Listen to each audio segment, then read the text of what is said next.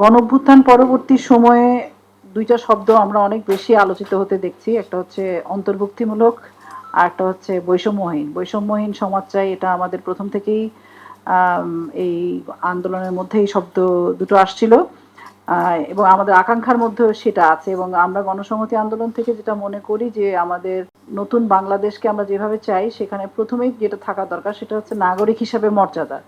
সে শ্রমিক হোক, কৃষক হোক, নারী হোক, প্রতিবন্ধী হোক, তার নাগরিক হিসাবে তার যে মর্যাদা সেটা অত্যন্ত জরুরি। এবং এখানে যে বক্তব্যটা পাঠ করলেন ইফতেখার মাহমুদ, সেখানে দুইটা লাইন আমি পড়তে চাই যে প্রতিবন্ধী ব্যক্তিরা মানব বৈচিত্র্যের অংশ।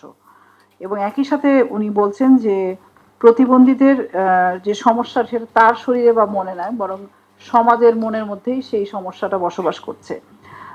সেই সমস্যা জরুল ভাই বলছিলেন যে এটা হয়তো পরিবারের মধ্যেও বসবাস করে। আমার কাছে মনে হয় যে পরিবারের আগে আসলে রাষ্ট্রের মধ্যে এই সমস্যা বসবাস করে, কারণ রাষ্ট্র কোন দৃষ্টিতে প্রতিবন্ধীদেরকে বিচার করছে সেটাই কিন্তু আমার ঘরের একান্ত ব্যক্তিগত যে জায়গা, পরিবারের মধ্যেও সেটার বাসা বাঁধে।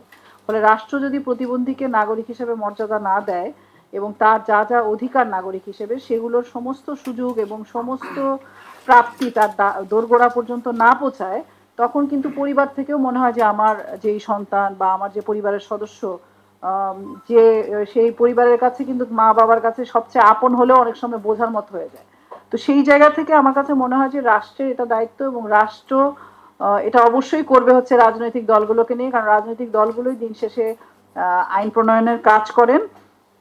তো সেই জায়গা থেকে আমার কাছে মনে হয় যে এখানে আপনারা যে ৮টা এবং ১১টা ৮টা প্রস্তাবনা এবং ১১টা দাবি দিয়েছেন, সেখানে আমি জাস্ট ৩টা পয়েন্টে কথা বলবো। একটা হচ্ছে নির্বাচন প্রক্রিয়া, সিদ্ধান্ত গ্রহণ প্রক্রিয়া এবং নারী এবং শ্রমজীবীর বিষয়।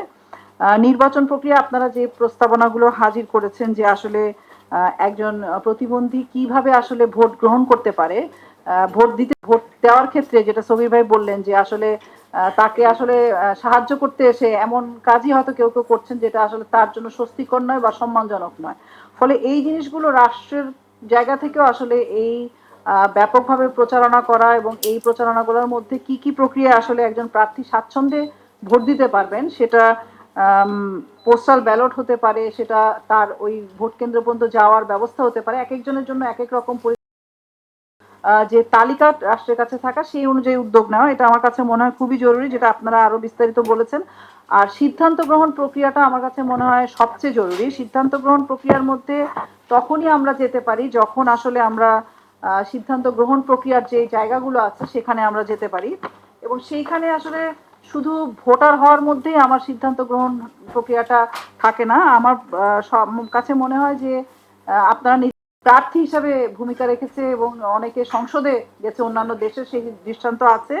এবং সেই জায়গায় যাওয়ার জন্য আমার কাছে মনে হয় যে প্রতিবন্ধীদের যে সংগঠনগুলো আছে তাদের ভূমিকাটা অত্যন্ত গুরুত্বপূর্ণ, এবং যারা প্রতিবন্ধী হিসেবে তাদের ভূমিকাও রাখছেন। আমাদের অবশ্যই যা রাজনৈতিক দলের যেমন ভূমিকা আছে, রাষ্ট্রের ভূমিকা আছে, এবং যে আসলে এই সমস্যাগুলো প্রতিনিয়ত মধ্যে দিয়ে যাচ্ছে তাদের যে সংগঠন, তাদের কাছেও আমার একটা আহ্বান যে আমরা আসলে প্রতিবন্ধীদেরকে বাংলাদেশের প্রার্থী হিসাবেও দেখতে চাই। যেমন আমি, এটা আমার প্রথম অভিজ্ঞতা যে আমি প্রার্থী হিসাবে সংসদ নির্বাচন করতে যাচ্ছি, এবং এটা আমার কাছে একটা আন্দোলনের মতো, কারণ আমি বাংলাদেশে অনেক নারীরা সংসদে যায়, এবং এবার আমরা বলেছিলাম যে সংসদে আমরা সরাসরি নির্বাচন চাই, যেখানে নারী অংশগ্রহণ করবে, শ্রমিক প্রতিনিধিরা থাকবে। তো সেই জায়গাগুলো কিন্তু আমরা সেই 33% থেকে 5% পর্যন্ত সিদ্ধান্ত হয়েছিল ঐক্যমত কমিশনে, সেটাও বাস্তবায়ন হয়নি। তো সেই জায়গায় আমার কাছে মনে হয় যে এটা তখনই আরো বেশি কার্যকর হবে অন্তর্ভুক্তিমূলক নির্বাচন প্রতিবন্ধী ব্যক্তিদের জন্য, এবং আগামীর বাংলাদেশ নির্মাণে তাদের স্বর আমরা আরো গুরুত্বের সাথে দেখতে পারবো যখন আমরা প্রার্থী হিসাবে আসলে এবং সংসদেও তাদেরকে দেখতে পাবো।